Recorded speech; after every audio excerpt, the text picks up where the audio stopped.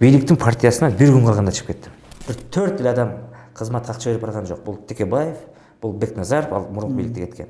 Калган бизнесмендер, мэр, губернатор, аким баары $300,000 $500,000 чейин сатып алып баратат. Муну мен да билем жакшы. Койбойсуңбу чыңгыз? Берген кызматты алып иштей бербейсиңби, же акчасын алып жүрө бербейсиңби депчи. Негизи эле бийликте отурганда жалган афристер да, жомок айтып атты, элди алдап жетчет. Менимче бул бийлик ушул менен кетип баратса, көпкө турбайт. Түрмөдөн кандай болуп өлсө дагы бийлик жооп бериш керек. Бир эмес 2 жумушман ушу Садыр Нуркожоевичтин айынан кеткен, 1 сом алган эмесмин. Азыр эч кандай коррупция менен күрөш болгон жок. Эч кандай. Муну так кес айтыш керек. Арыбаңыз чыңгыз мырза. Атайын убактыңызды бөлүп маек берүүгө келгениңизге ырайчылык билдирем. Бүгүн сиз менен ушу азыркы учурдагы саясий акыбал боюнча жалпы кеп кылалы деп турам. Мен алгачкы суроом эле ушул. Мына өткөндө сиздер бир саясий кыймыл түзүп аткансыздарбы? Жолугушуу уюштуруп мындай Facebook баракчаңызга жаздыңыз да, биз ушундай кыймылга бардык, кыймыл уюштуруп аттыр депчи. Бул эмне болгон кыймыл, кимдер чогулуп атасыздар, бул максаты эмне дегендей.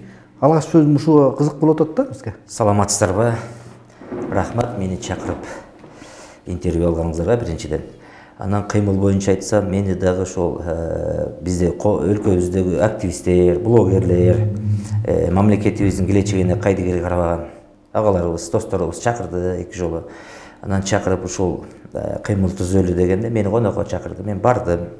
Кыймылдын эң башкы максаты ушул мамлекетибизде болуп жаткан азыркы маселелерде алып барып каалаганын камап атат, ошол бири-бирибизди колдоо жок, укугубузду коргойлу, буларга биз мынтип унчукпай отурбайлы деген жигиттер менен гана чай үстүндө азырынча маектешүүбүз болду. Кечиресиз, ушу жерден суроо бергим келип турат.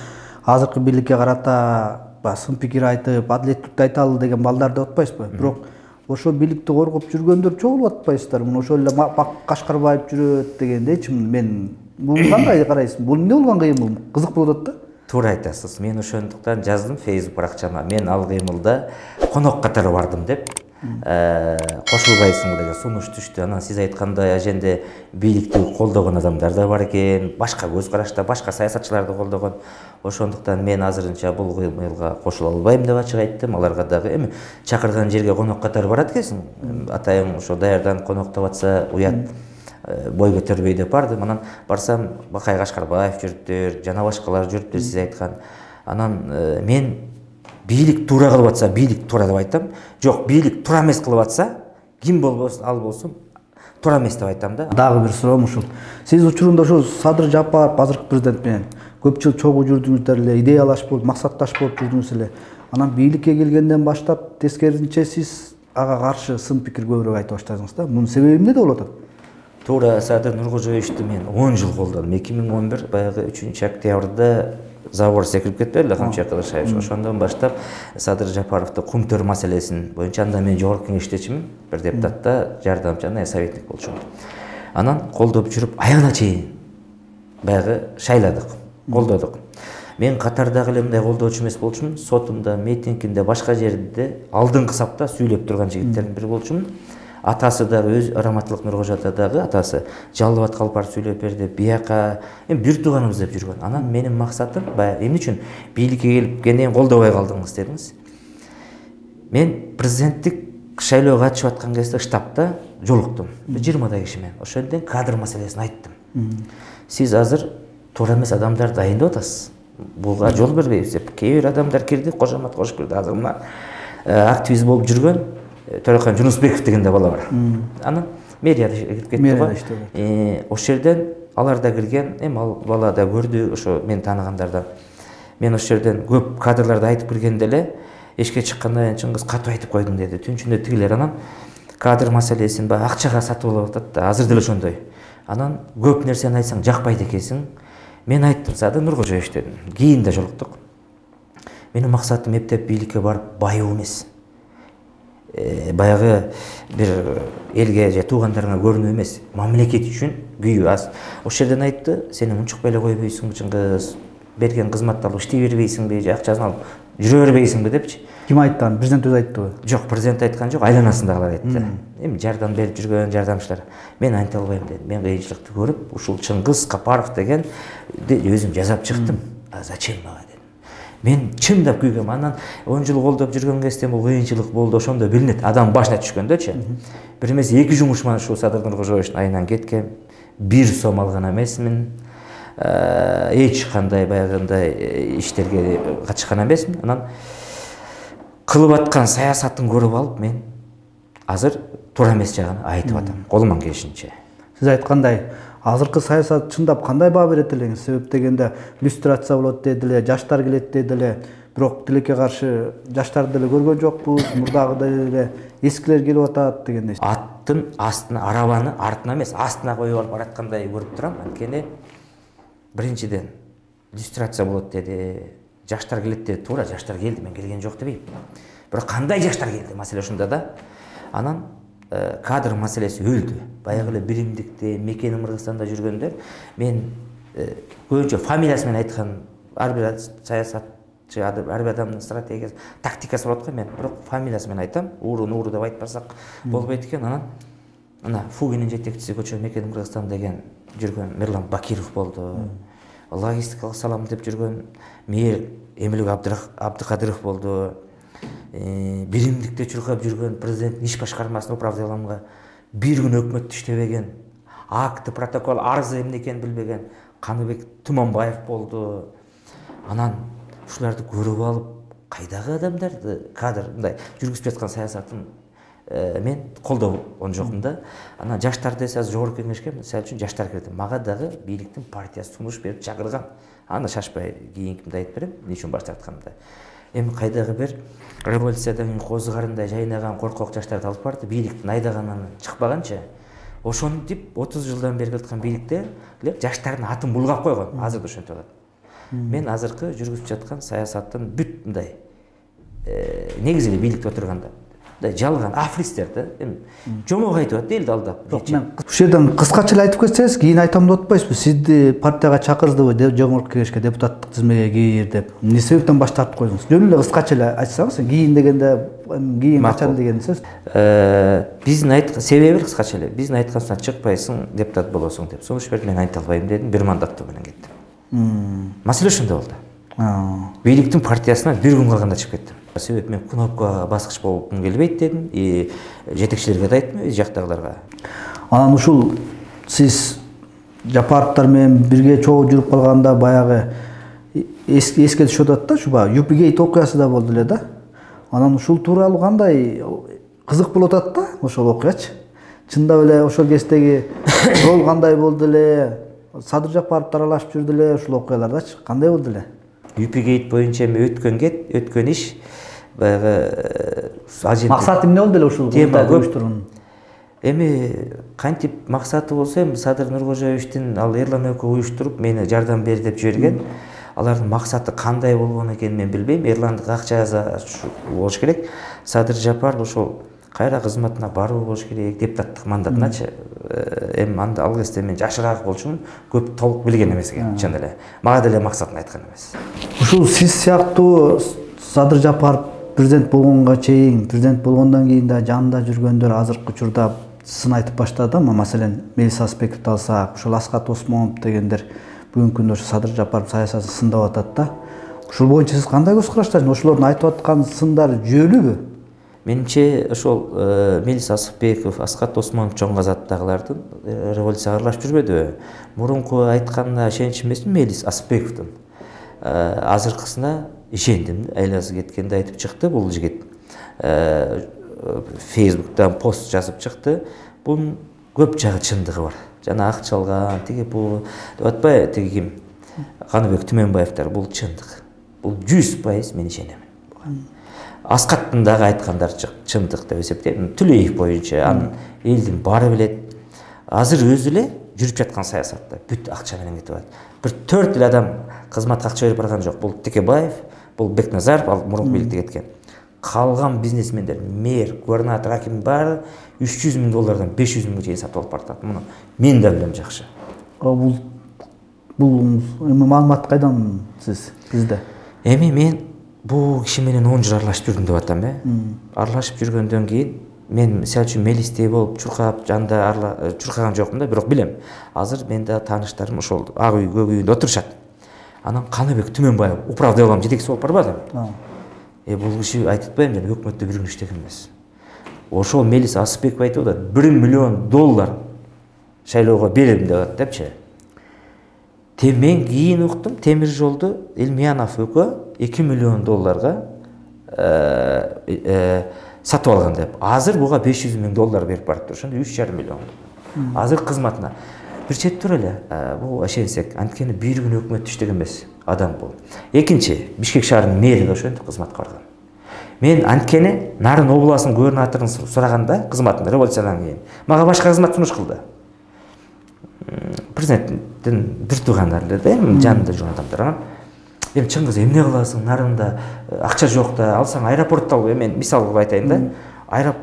Башка кызматты албайсыңбы деди. Мен акчасы жок болсо, акчасы болсо аэропортто кыргызбаптын сурабайт белем. Мен ошо кичи мекенемди дотациядан чыгарайын деп сурадым дедим да. Анан ажемге $200 миң тиги азыркы губернатор шайлоого катышыптыр мекенчилерге кетирип койгон. Чыңгыз ушундай дешти да. Мен анда кереги жок деп койдум. Ошондон кийин билип калдым. Чүйдүн губернатору, мен дагы бир фактын айтайын. Чүйдүн губернатору $300 миң сатып алып барган мурунку эркин тендиш кызматты. Аны жанында жүргөн бала кызматка барбай сүйлөшүп жанында жүргөн өгөлдүк жигит. Үй бизнес ачып алды, тигине кызмат койду 1 жылдык гарантия менен.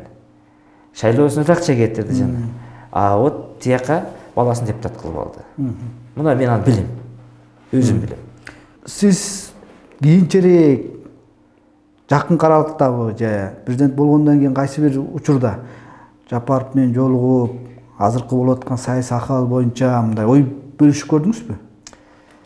Президент болгондон кийин эле былтыр 2-июлда жолуктум. Акыркы жолу качан жолуктуңуз деген? Ошо 2-июлда жолуккам, андан кийин жолуга элек президент болуп, жогорку кеңеш шайлоосунун астында жолуккам. Жолугуу ушул боюнча айттым. Садыр Нуркожоевич, сизге кеңеш берген кишилердин баары туура эмес жолдо. Мамлекетти мындай кылып барсак жок кылып аласыңар. Кадр маселеси өтө туура эмес кетип баратат. Баягы школдогу тентек балдарды эле кетип баратасыңар дедим да. Капа болбоңуз, мен сизди байке деп эле айтам. Элдин көзүнчө президент деп айтышы мүмкүн, урматтуу президент деп. Анан жана налог салган, салык салган балдардай эле баратат астыңыздагылар. Муну менен мамлекетти алыска алып бара албайсыңар. Кошоматчылар менен дагы мен сиз сындап койсом, чындыкты айтсам, жаман көрбөңүз байке деп жолугуп бир 40 мүнөттөй отуруп сүйлөшкөн. Өзгөрүүлөрдү байкай алдыңызбы? Мурдагы Садыр Жапаров менен ошо президент болгондон кийин Садыр Жапаров. Ооба, байкай алдым. Мурун сүйлөшкөндө же телефондон, түрмөдө айтканда дагы, башка болгондо дагы башка болчу, башка максаттарды айтчу. Азыр болсо качып калыптыр да, баягы жок. Анан бир туугандар да ошентип калыптыр. Только эми көрдүм, мурун акчасы жоктор азыр башкача болуп калган. Анан айтсам укпайт экен. Анан эми өзүңөр билгиле, ал өз мурунку президенттерди да көрдүк, туурабы? Каякта жүрөт азыр, эмне болуп жүрөт? Анан өзү уккан жок, мен жолуккан. Ошондой көрө элек. Жакынкы эле учурда аябай баягы коомдо чоң кызуу талкуу болду да. Бул баягы серепчи Марат Казакбаевдин өлүмү, андан кийинки эле Айыл банктын жетекчисинин орун басары өлүмү боюнча коомдо чоң талкуулар жүрдү. Сиз ушул боюнча кандай карайсыз? Укуктук баа берилиш керекпи? Тергөө кандай болуш керек? Улуттук коопсуздук комитетинин башчысы кызматынан четтеп туруш керекпи ушундай акыбалда? Марат Казакбаевди мен жакшы таанычумун. Агай болчу. Славянск университетинин международный факультетинде мугалим болчу. Эми саясий талдоочу, тандоочу, серепчи да болчу. Ал болгону, эми башынан айтып кетейин, болгону 2021-жылы болуш керек эле, Камчыбек Кыдыршаевичти чек араны жече албайт деген үчүн камап салышкан. Анан түрмөдө жатты, жанагындай болду. Буга мындай да. Андан кийин Айыл банктын орун басары, төрагасынын орун басары өлдү. 2-3 күндөн мурун. Эми кыскача убакыттары келди. Бакыт Асанбаевбы? Бакыт Асанбаев. Буну түздөн түз бийлик күнөөлө. Бирок азыркы комиссия түздүк деп атпайбы? Эч ким чечпейт. Түрмөгө зуны пастанын кабы уруксат киргизилбейт. Аркан кайдан кирди жип. Анан муну өлсө кабыргасы эмнеге сынмак эле? Анан мындай да, түрмөгө камагандан кийин ким болбосун, ал трактор саясатчыбы, чабан башка коррупционерби, камагандан кийин мамлекет бийлик жооп берет. Себеп сыртта жүрүп өлсө, ар бир адам өзүнө жоопкер болмок. Түрмөдөн кандай болуп өлсө дагы бийлик жооп бериш керек. Себеби ал соо жүргөн адамды алып барып камап атпайбы, туурабы? Анан мен толық айта аламын, мұны түзден түз сабақ өлтіріп қойған беркінсің деп мен жеке ойымда. Марат Қазақбаевты дағы ошо ооруп атса дагы аны кыйнап чыгарбай андагы акыры жетти. Бийлик жооп берет. Бирок азыркы комиссия түзүп карайбыз деген суу кечпеген жок. Муну бийлик гана башка бийлик гана келгенде чыгат. Адилеттүү ошондой. Биз адилеттүүлүк, анткени биз ошондой да бар. Сиз эми азыркы учурдагы коррупциялык күрөшкө кандай баа бересиз? Мындай коррупция менен күрөшүп, бир топ чиновниктерди камадык, бустуруп атат, анан айыпка жыгып атат, төлөтүп атат эле дейт, бирок акчалардын дайынын биз коомчулук билген жокпуз биринчиден. Экинчиден ошол учурунда Ширшовду маселен коррупция схеманы түзгөн атактуу уруулардын бир катары коом билчү да. Эми азыр ал апапак болуп жүрөт да. Ал сүрүштүрүп көрдүм, ак экен, анан кылмыш козголуптур деген сөздөр айтылды да. Сиз кандай карайсыз? Азыр тандалма деп жана сөзүм айткандай, Ширшов келди, анын водители Талантбек Иманов. Саналип өнүктүрүү министр болду да, ошонун мүлүктөрүнүн баары тигинде болчу. Азыр эч кандай коррупция менен күрөш болгон жок. Эч кандай. Муну так кес айтыш керек. Себеби соттун чечими жок эле, улуттук коопсуздук кызматтары өзү камайт, өзү тергөөчү, өзү сот болуп чыгаратпай, ким акча төлөгөнү, канча төлөгөнү каяктан билебиз? Бир чек бар, же жок, эчке жок, булар кийин жооп берет. Мына Ширшов окшогондорду, башкаларды мынтип актап атканы билбейм, жакшылык менен бүтпөйт. Себеби муну так кандай деп айтсам, кыскасы акчасы барлардын байкуш жөнөкөй бейбечара жаткан түрмөдө канча тоогурдап, жөзү бейүүнө жаткандар бар. Алар чыкпай эле акчасы барлар чыгып кетип атат. Мына түрмөдө Тилекмат Куренов деген булар жатат, жагы бир Мусабеков беле ким деген жыттат, чүйүн тымагы деп жүрбөдү беле. Алардын бере турган акчасы жок да.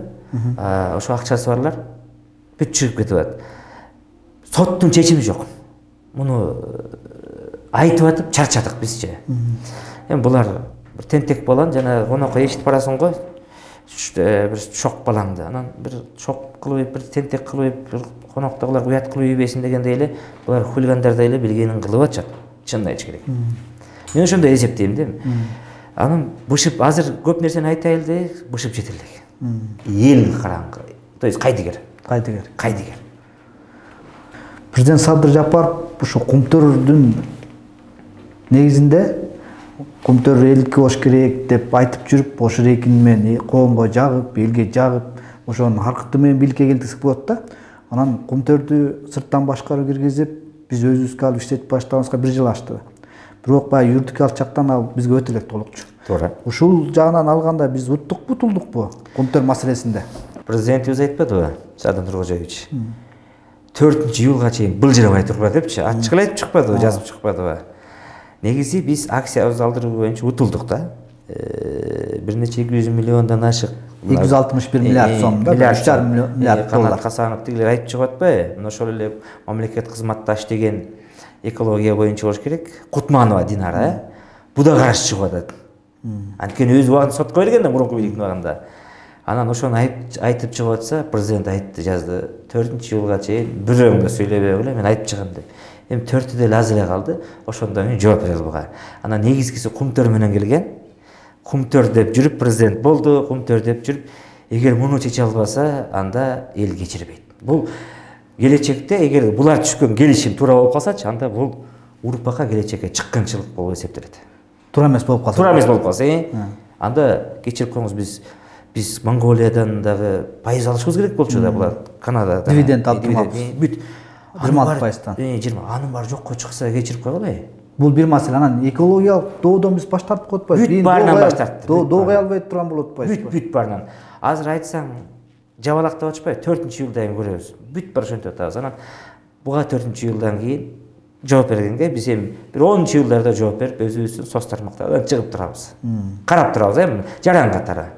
Азыркы бийликтин саясаты эми өлкөнү каяка алып барып токтотот деген суроо болуп атат да. Каяка барып токтойбуз? Мына кымбатчылык болуп атат, кризис болуп атат.